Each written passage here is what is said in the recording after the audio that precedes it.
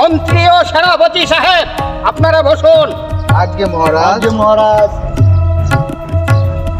মন্ত্রী সাহেব, আমার এই রাজ্যের প্রজারা কিভাবে আছে? অনেক ভালো আছে মহারাজ। সিপাহীদ্বয়, কি সংবাদ নিয়ে এসেছো বলো। মহারাজ, চুরির দায়ে কালকে যার ফাঁসি হওয়ার কথা, তার কাছে তো গেছিলাম তার শেষ ইচ্ছা জানার জন্য। হ্যাঁ, ইচ্ছে হয়েছে মহারাজ, আপনার সাথে দেখা করব। সব বাতবাদী, কালকে হয়েছে তার ফাঁসি। এই শোনো, আমার রাজ্যের নিয়ম অনুযায়ী ফাঁসির আসামির শেষ ইচ্ছাটুকু পূরণ করতে হবে। তাহলে মহারাজ এখন কি করা? ঠিক আছে, তাহলে এই আসামিকে এই রাজ দরবারে হাজির করো।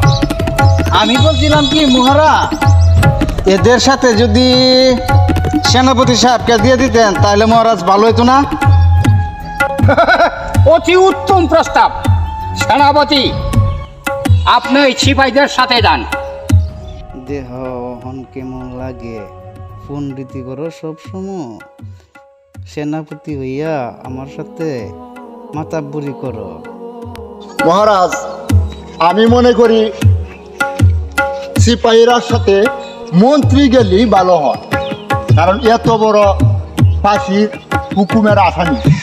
মহারাজ, মন্ত্রীকে দিয়ে দিলেন, তাছাড়া সিপাহীদের সাথে গেল, আর আমার একটু এই কাজও আছে। মহারাজ, মন্ত্রীকে দিয়ে দেন। হ্যাঁ হ্যাঁ হ্যাঁ, সেনাপতি, আপনি ঠিকই বলেছেন, আমি তো এইভাবে চিন্তা করি নাই। এই মন্ত্রী, এদের সাথে যাওয়া উচিত।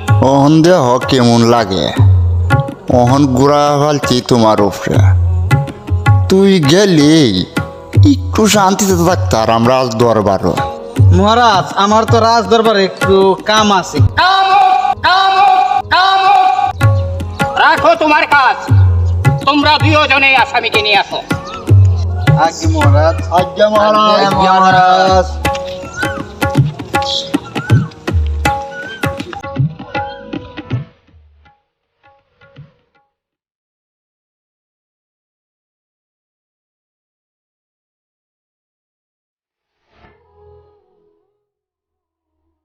তোমার কি ইচ্ছা? মহারাজ, আমার তো কালকে ফাঁসি। আমার শেষ ইচ্ছেগুলো হলো, আমার কাছে একটা টাকার গাছ আছে, এই গাছটা আমি মহারাজের হাতে দিয়ে যেতে চাই। কোনো সময় এটা রাজ্যের কাজে লাগবে। বলো কি, বলো কি, কোথায় সেই গাছ? মহারাজ, গাছ আমার কাছে আছে, এটা লাগানোর জন্য একটা সত্য আছে। বলো বলো বলো, কি শর্ত? এই গাছ লাগাইতে হবে এমন একজন মানুষ দিয়া, যে মানুষটা জীবনে চুরি করে নাই, কোনো অন্যায় করে নাই, অপরাধ করে নাই, এরকম একজন মানুষের দরকার। মহারাজ, আরেকটা কথা, যে চুরি করছে এরা তো গাছ লাগাইলে গাছ বাঁধবো না, মরে যাবে।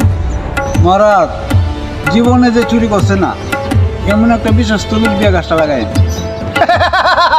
তাই নাকি? তা নিয়ে আপনার ভাবতে হবে না। হ্যাঁ, আমি বিশ্বস্ত লোক দিয়ে আমি এই গাছ রোপণ করব। আর সবাই শুনে রেখো,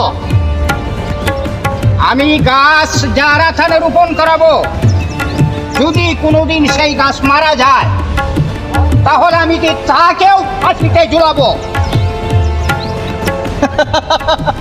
আমি বলছিলাম কি মহারাজ, আমাদের সেনাপতি সাহেবকে দিয়ে এই গাছটা লাগাইলেই মনে ভালো হয়। এনে কোনো চিন্তা নাই, আমি সেনাপতিকে দিয়ে এই গাছ রোপণ করাবো। এইবার বুঝবা, একবারে সোজা হয়ে যাইবা।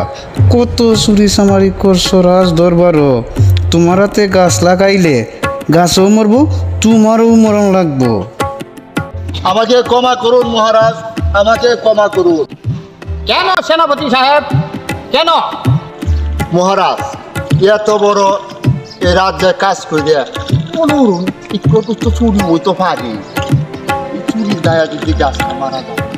আমাকে ক্ষমা করুন মহারাজ, আমাকে ক্ষমা করুন। মহারাজ, আপনি বরং একটা কাজ করুন, মন্ত্রী দিয়ে কাজটা করান। আর মন্ত্রীও তো আমরা বিশ্বাস করুন, একটা মন্ত্রী দিয়ে করান। হ্যাঁ, তাহলে তাই হোক। এবার বুঝবা বাচ্চা কোন গুড়িদের কোন কর্ণ টেলা হয়েছে। ভাবছিলাম আমরা যে কামটা করবো নিজের কারো গাই পড়ছে। মহারাজ, সেনাপতি সাহেব যদি রাজ্যের কাজ করতে গিয়ে যদি কিছু চুরি চামারি কাজ করতে পারে, তাহলে তো আমি এই রাজ্যের মন্ত্রী, তাহলে তো আমার আরো বেশি অপরাধ হওয়ার কথা। তাই আমি গাছটা লাগাইতে পারবো না মহারাজ, আমায় ক্ষমা করে দিন। তাহলে কি তোমরা কেউ এই গাছ রোপণ করতে পারবে না?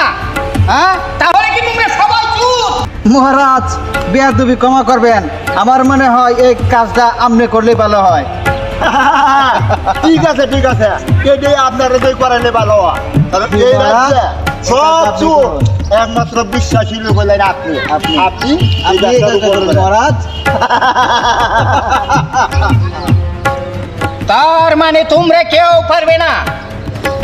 শোনো, তোমাদের যদি চুরি সামারি একটু আধটু ভুল থাকতে পারে, তা আমি এত বড় রাজ্যের রাজা, আমার কি একটু আধটু ভুল থাকতে পারে না? তার মানে এই রাজ্যে আমরা সবাই এই শোনো সবাই, আর কিছু বলতে হবে না। যেখানে আমরা নিজেরাই দোষী, আমরাই যে জায়গায় ভালো থাকতে পারি না, সাধারণ মানুষ কিভাবে ভালো থাকবে? হ্যাঁ, আসামিকে বেকসুর খালাস করে দাও, এই হাতের বাঁধন খুলে দাও। জয় মহারাজ।